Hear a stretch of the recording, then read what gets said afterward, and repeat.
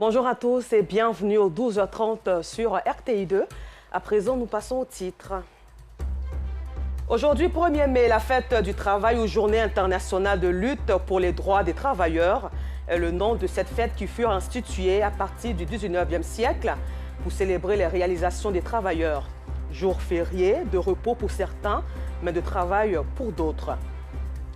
Et puis en Guinée-Conakry, le colonel Mamadi Doumbouya, chef de la junte militaire au pouvoir, a annoncé hier avoir opté pour une durée de transition de 39 mois avant de rendre le pouvoir aux civils. Le travail éloigne de nous 3 grands mots, l'ennui, le vice et le besoin. Les travailleurs de certains corps de métier, notamment la médecine, le transport et la sécurité, sont à leur poste.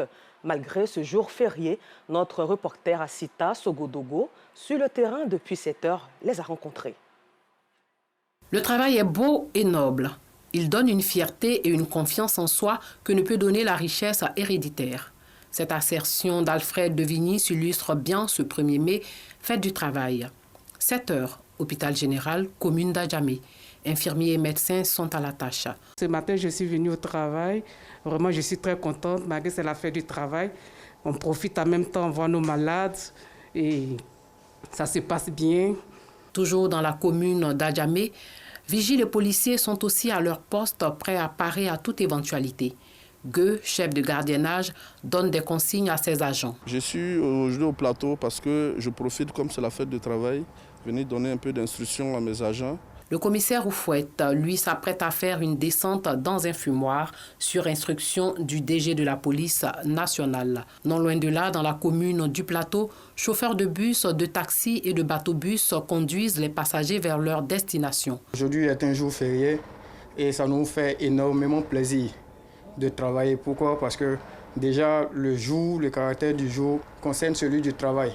Et déjà quand tu viens honorer ton boulot, en ce sens-là, ça nous fait plaisir. Pour se procurer du carburant, pas de souci. Les pompistes sont là. Les stations-service sont pratiquement toutes ouvertes. Ce 1er mai encore, le personnel d'astreinte ne s'est pas fait prier pour aller servir autrui. Car travailler, c'est servir l'autre et participer au développement du pays. Ce jour est aussi l'occasion pour les centrales syndicales d'égrainer leurs difficultés. Sur ce, bonne fête de travail à tous les travailleurs d'ici et d'ailleurs. Au chapitre religion, les fidèles musulmans se préservent de tout acte qui va à l'encontre de leur religion pendant ce mois de Ramadan. Ils s'adonnent surtout à la prière et à l'adoration. Cependant, après la célébration de l'Aïd el-Fitr, tous les actes prescrits par l'islam ne deviennent que des souvenirs pour certains fidèles musulmans. À cet effet, donc, nous avons cherché à savoir l'attitude que doit adopter le fidèle musulman pour préserver les acquis du mois de Ramadan. Les réponses dans cet élément de Assiton Diarra, commenté par Nour Sangaré. Le Ramadan est un moment de piété et de pénitence pour les musulmans. Ils évitent tout acte qui va à l'encontre des prescriptions de l'islam. Pendant cette période de prière et d'adoration, les propriétaires des maquis, des bars d'hôtels et des salons de coiffure voient leur chiffre d'affaires baisser. Sali, propriétaire d'un salon de coiffure au Grand Marché de Makori, a vu sa clientèle diminuer depuis le début du jeûne. Aujourd'hui, à seulement un jour de la fête du Ramadan, ces perruques se vendent comme des petits pains. Bientôt, c'est la fête. Je suis venu acheter une perruque. Je crois que les clients veulent prendre ce qu'ils j'aime. Pendant le jeûne, tout le monde se voile. C'est le foulard qui marche. Les mèches ne peuvent pas marcher puisque notre religion même n'aime pas les mèches. C'est parce qu'on ne peut pas respecter tout ce qui se dit dans le Coran. À cause de la fête que les perruques ont commencé à sortir. Les voisines de Sali n'ont également plus de repos depuis le 25e jour du mois du jeûne musulman.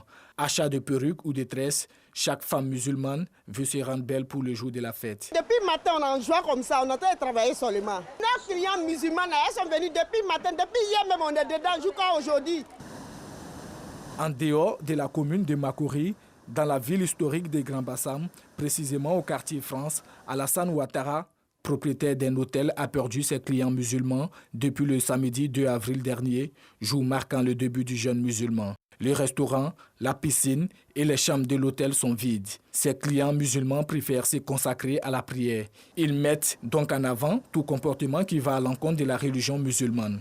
Aujourd'hui, Alassane est très heureux car c'est bientôt la fin du Ramadan. Au mois de jeûne, nous, hôteliers restaurateurs de Grand Bassam, on n'attend pas grand monde. Parce qu'il faut dire même que c'est ce moment-là qu'on prend nous-mêmes en tant qu'hôteliers pour se reposer parce que le chiffre d'affaires complètement est à zéro. Il y a des jeunes Ivoiriens, il y a des Européens eux-mêmes aussi qui se préparent à venir aussi pour le Ramadan.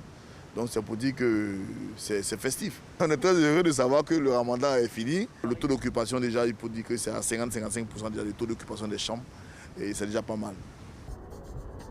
La fin du jeûne musulman met-elle fin au comportement prescrit par l'islam? L'imam Moussa Dramé répond à cette question. Il y en a qui ont abandonné les mèches pendant le mois du Ramadan. Mais c'est là, nous apprenons encore qu'ils se préparent. Voilà, ils veulent remettre encore pour pouvoir faire la fête du Ramadan. Le musulman est celui-là même qui respecte son Dieu, que ce soit le Ramadan et même en dehors du Ramadan. Que doit faire un musulman pour préserver les acquis du mois du Ramadan? Les boîtes de nuit, non. Les plages, non. Et tout ce qui est haram, non. Le Ramadan est fini. L'islam continue. Soyons les personnes qui vont profiter des acquis du mois béni du Ramadan. Le Ramadan est une période durant laquelle les plages et d'autres lieux de divertissement restent vides. Nous restons dans l'atmosphère de la veille de la célébration de l'Aïd el-Fitr avec Abdulaziz Guira et Moussa Dramé toujours. Comme chaque année, les fidèles musulmans seront vêtus de leurs plus beaux bassins à l'occasion de la fête des Ramadan. Dans la commune de Treichville, cependant, ce n'est pas la grande affluence dans ces magasins spécialisés dans la vente du bassin. Pour les commerçants, la raison est toute simple. Cette année, c'est très bien passé. Voilà, la vente a été vraiment très fructueuse. Mais il faut dire qu'actuellement, la vente est devenue un peu plus lente. Parce que là, on avance à grands pas vers la fête. Au niveau des couturiers et des tailleurs, arrivé à un moment donné, je veux dire que il y a tellement de clients qu'ils refusent de prendre des commandes. Et là, cela répercute automatiquement sur la vente des bassins. Une raison visiblement pas suffisante pour décourager ses clients. On achète aujourd'hui, je sais que mon couturier pourrait finir le basin parce qu'il n'y a pas de problème, ils sont déjà habitués à ça. C'est quelque chose de facile pour eux. Chacun a son travail, comme elle le dit. Carrément avec Tabaski, ça marche plus. Jusqu'à les jours de fête, mais nous, il y a des clients qui m'appellent pour qu'ils viennent payer les basins. Pour les couturiers, l'approche d'une fête est synonyme de stress. Chaque client doit être satisfait. Le moment est bien dense là, avec la fatigue, beaucoup de stress, mais on est arrivé à vraiment respecter les rendez-vous. Les débuts, les clients sont un peu réticents, mais au fur et à mesure qu'on approche de la fête, là, les clients se décident beaucoup. Et c'est ce qui nous fatigue beaucoup d'ailleurs. Les magasins de prêt-à-porter restent une alternative pour les retardataires et ceux d'entre les fêtards qui craignent les faux rendez-vous des couturiers. Je suis venue chercher des vêtements vu que c'est la fête de Ramadan. Je ne suis pas musulmane, mais je vis dans un quartier sénégalais dont on m'a invité pour la fête de Ramadan. J'ai voulu prendre du prêt-à-porter pour ne pas que les couturiers me daubent et tout ça. Le jour de la fête, beaucoup de gens portent le basin pour aller à la prière. Maintenant, après la prière, pour la maison, les dames surtout, s'habillent beaucoup en wax. Et les cotons légers qu'on voit communément, qu'on mélange avec de la dentelle. Donc, elles préfèrent porter ça pour soit recevoir les gens, les amis. Si les magasins de vêtements semblent vides à l'approche de la fête, ce n'est pas le cas des magasins de chaussures. Toujours dans la commune de Treichville, nous rencontrons Ali Dabo. Ali est venu effectuer des achats pour la fête des Ramadan. Je suis venu sur le magasin pour trouver des babouches pour moi et mes deux garçons. Un marron, une babouche blanche et puis deux blancs pour les enfants. Le constat est le même au grand marché d'Adjamé où les magasins de chaussures sont pris d'assaut. Mais pour certains, avec ou sans une tenue et des accessoires neufs, la fête promet d'être belle. Un immeuble R+4 en construction s'est affaissé malheureusement hier, samedi 30 avril, dans la commune de Cocody, en Gré 8e tranche. Les habitants du quartier inquiets et craignant que le bâtiment ne s'écroule ont alerté les secours. Sur place, le groupement de sapeurs-pompiers a réalisé un périmètre de sécurité. Au bout de quelques heures, l'immeuble a été démoli. Il s'agit du 4e effondrement d'immeuble dans la commune de Cocody. Le premier magistrat de la commune, Jean-Marc Yassé, s'est rendu sur les lieux pour constater les faits. Écoutons-le.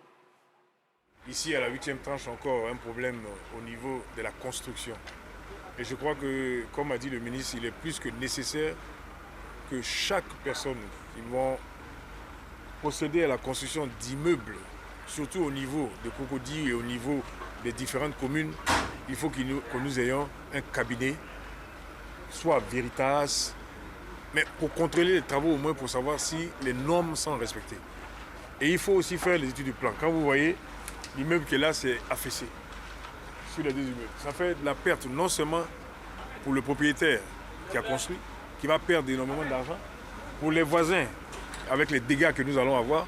Donc vraiment, aujourd'hui, nous demandons aux uns aux autres, avant de faire des constructions, et de demander des permis, de s'assurer que les constructions seront bien faites.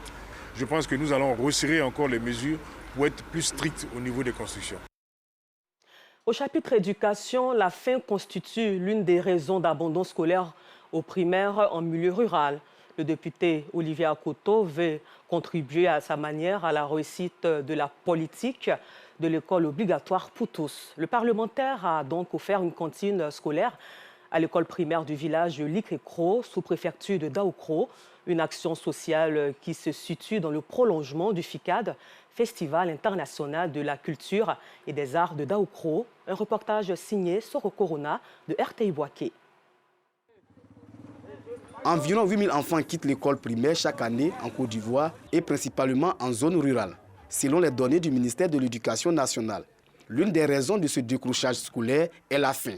Nombreuses sont les écoles primaires en zone rurale qui ne disposent pas de cantines scolaires. Pour réduire le retrait des enfants du système scolaire à Daoukro, des actions sont menées. Le village de Likekro a désormais sa cantine, un don du député de la localité, Akoto Olivier. Les populations bénéficiaires et les autorités locales de l'éducation saluent cette œuvre. Une cantine qui vient soulager les 240 écoliers du village. L'ancien bâtiment qui est là, vraiment on a du mal même à entrer. Mais avec ces bâtiments flambant neufs, c'est vraiment un soulagement à la communauté éducative qui aujourd'hui se voit doté d'un joyau architectural qui permettra aux enfants de manger décemment. Au nom du village, je voudrais lui témoigner notre reconnaissance et lui dire sincèrement merci. Que Dieu puisse les combler, afin qu'il en fasse aussi ailleurs, pour que demain nous ayons suffisamment de cadres pour pouvoir développer nos villages. Ce geste se situe dans le cadre des actions sociales du FICAD, Festival international de la culture et des arts de Daoukro. Au-delà de l'aspect festif du FICAD, l'aspect commercial du FICAD, il fallait penser aussi à la communauté. Quel impact le FICAD pouvait avoir sur les populations dans une œuvre sociale. Dans cela que nous avons pensé à la construction de cette nouvelle cantine équipée que nous offrons aujourd'hui à la population de Likekro, aux écoliers de Likekro. Le festival vise à promouvoir et pérenniser le patrimoine culturel, artistique et touristique de la région de Lifou. Une parade à travers les rues de Daoukro a clôturé la 17e édition du FICAD. Hors de nos frontières, en Guinée-Conakry, Mamadi Doumbouya, le chef de la junte militaire, a annoncé hier avoir opté pour une durée de transition de 39 mois avant de rendre le pouvoir aux civils. En conséquence, le gouvernement soumettra au Conseil national de la transition, CNT, qui tient lieu le Parlement, cette proposition qui est consécutive à de larges et patientes consultations. Au Sénégal, cette fois-ci, le Sénégal qui rouvre sa frontière terrestre avec le Mali malgré les sanctions de la CEDEAO le mois dernier. La Cour de justice de l'UEMOA avait intimé l'ordre d'une levée de sanctions engagées contre le Mali et la CEDEAO réclame ainsi de la junte malienne un calendrier électoral dans les plus brefs délais. À l'international, en Afghanistan, le groupe d'État islamique a revendiqué ce dimanche un attentat à la bombe à Kaboul contre un bus transportant des passagers dans lequel une femme a été malheureusement tuée. La police de la ville a indiqué que 3 personnes ont également été blessées dans l'attaque. À l'international, toujours au Pérou, le président Pedro Castillo est rentré précipitamment en voiture d'Équateur pour ne pas risquer une nouvelle procédure de destitution après que l'avion ait été empêché de décoller par la météo selon les médias locaux. Mais soulignons que le Pérou est un pays marqué par une instabilité institutionnelle chronique. Le chef d'État risquait d'enfreindre la Constitution s'il ne rentrait pas vendredi avant minuit. Et puis avant de finir ce journal, sachant que c'est demain que les fidèles musulmans de Côte d'Ivoire vont célébrer l'Aïd el-Fitr. Hier, le COSIM avait, lors d'une déclaration, expliqué que la lune n'avait été observée nulle part et que la fête de Ramadan en Côte d'Ivoire sera célébrée le lundi 2 mai 2022. Les musulmans participeront ainsi à la prière entre 8h et 9h partout en Côte d'Ivoire. Voilà, c'est tout pour aujourd'hui. Encore merci à vous et bonne suite de programme sur RTI2.